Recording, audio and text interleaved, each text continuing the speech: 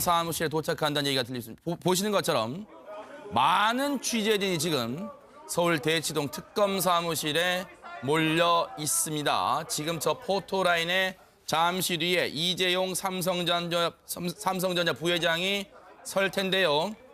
이재용 부회장이 피의자 신분으로 소환되는 건 이번이 두 번째입니다. 2008년 당시 전무 시절입니다. 2008년 2월에 에버랜드 전환사채 저가 발행 사건 등 경영권 불법 승계 의혹을 수사한 조준응 당시 특검팀에 소환돼서 피의자 신분으로 조사를 받은 바 있습니다. 이렇게 되면 오늘 박영수 특검팀에 소환이 되면 이재용 부회장 입장으로서는 개인적 입장으로서는 두 번째 피의자 신분으로 특검에 소환되는 불명예를 안게 될 것으로 보입니다. 손 변호사님, 네.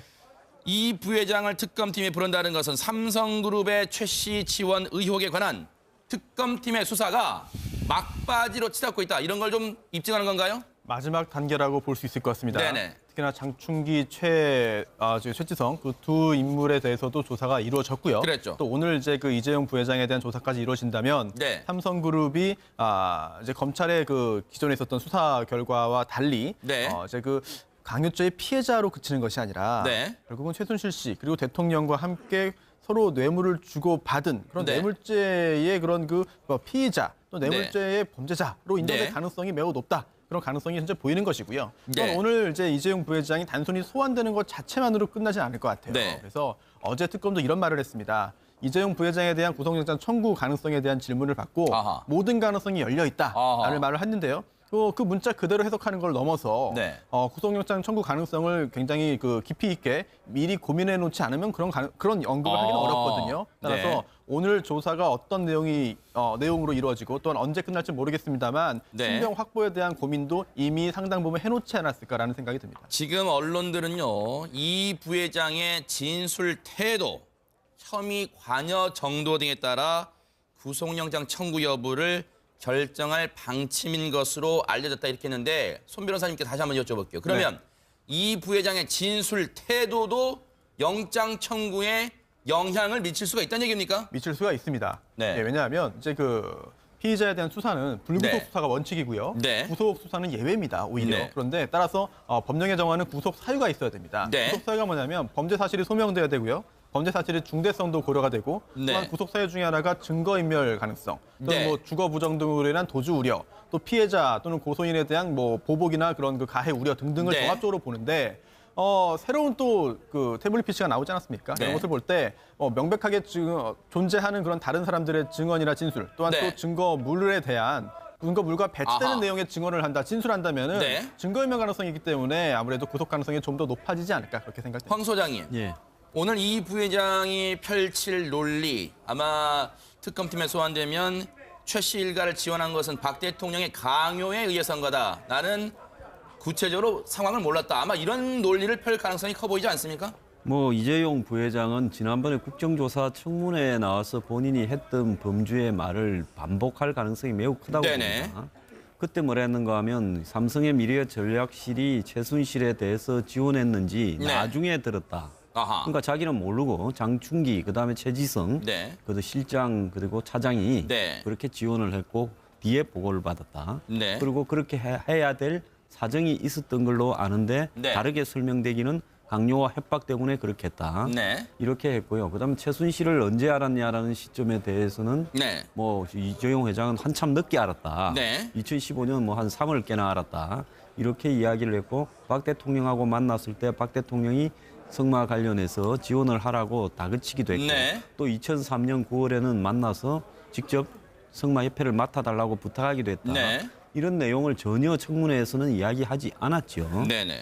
자, 이런 부분에서 지금 오늘 피의자로 소환한다라고 하는 부분은 강요와 협박에 의한 마지못해서 한 회사의 어떤 부분으로 본다면 다른 지원을 미르나 이런 재단에 해줬던 대기업 회장들과는 형평성에서 어긋나는 부분이 있어요. 네. 그렇다면 이 특검은 이재용 부회장이 어떤 형태로든 박 대통령의 그 부탁을 받고 그다음에 그 대가로 네. 이 삼성의 그 제일모직과 삼성물산의 합병을 갖다가 국민연금이 네. 찬성해주는 조건으로 이재용 부회장이 지원을 했다. 네. 이렇게 특검은 사실상 좀 확정을 짓고 네. 이재용 부회장을 피의자로 네. 부른다는 거라고 봐야 손 됩니다. 변호사님, 지금 저희 취재진이 알려오기로는 삼성 본관이 이제 강남에 있잖아요. 그렇습니다. 서초동에 저 대치동 사무실까지는 차로 5분 정도밖에 안 된대요. 그런데 출발한 지가 9시 20분 즈음에 출발을 했는데 혹시 모처에서 원래 소환 시간, 특검 소환 시간이 9시 반입니다. 예정된 게. 혹시 그 시간을 맞추기 위해서 주변에서 대기를 하고 있을 가능성이 있습니까? 아니면 지금 차가 막힌다는 등 그런 변수가 있습니까? 뭐 대기를 할 가능성 높아 보이지 않고요. 지금 차가 들어온 것 같습니다. 일단은 네. 볼까요? 네. 일단 계속 말씀하시죠. 네네. 네, 실제로 뭐 굳이 시간을 맞추기 위해 대기할 필요는 없을 것 같고요. 또 네네. 5분 거리라고 했습니다만 지금 뭐 출근 시간은 약간 지났습니다만 그래도 강남 지역의 교통 사정이 썩 좋지 않기 네네. 때문에 아마 시간이 좀 걸렸을 것 교통체증 같습니다. 여파가 남아있을 수도 있고요. 네. 변수가 있을 것 같습니다. 지금 애초 이재용 부회장의 특검 소환 시각은 9시 반입니다. 그래서 예정된 시각보다는 이제 한 3분 30초 정도 남아있는데 송 의원님, 이재용 부회장 입장에서는 불명예가 될 수밖에 없어요. 2008년에도 이미 경영권 불법 승계 의혹으로 그때도 조준웅 특검에 의해서 피의자로 소환된 바가 있습니다. 이번엔 두 번째 소환인데 이번에는 그때와 좀 분위기가 다를까요? 어떻습니까? 많이 다르죠. 네네. 단순하게 불명예라는 용어만 가지고 안 되고 삼성 체제 자체가 근본적으로 좀 흔들릴 정도로 영향을 아하. 받을 겁니다. 네네. 왜냐하면 어느 정도의 중재냐를 넘어서서 네. 실질적으로 이게 대통령 탄핵과 바로 연계된 문제이기 때문에 네네.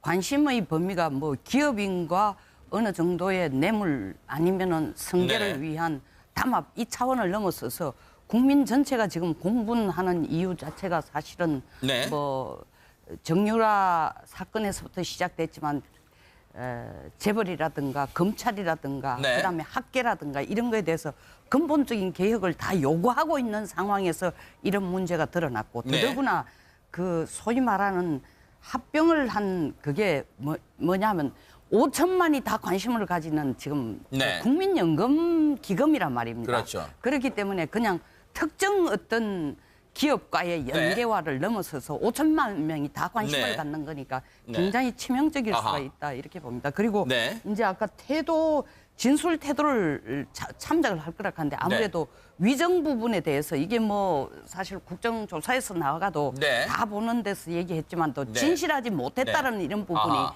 감성적으로 국민들을 굉장히 네. 자극한다. 이것을 네. 검찰에서 제가 볼 때는 굉장히 적극적으로 참작할 것 같습니다. 자, 지금 차가 도착한 것 같습니다. 이재용 부회장이 탄 차량이 도착한 것 같습니다. 지금 취재진이 술렁이고 있습니다.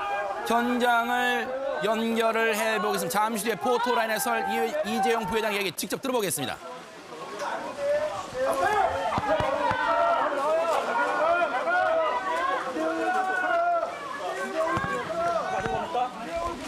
삼성물산 제일모직 합병 대가였습니까? 지원금? 한 말씀 하시죠. 이재용 부회장의 범죄입니까? 아니면 삼성 임직원들의 범죄입니까? 이번 일로 제가 좋은 모습을 못 보여드리자 국민들께 정말 송구스럽고 죄송하게 생각하고 있습니다. 계속 말씀하신 거는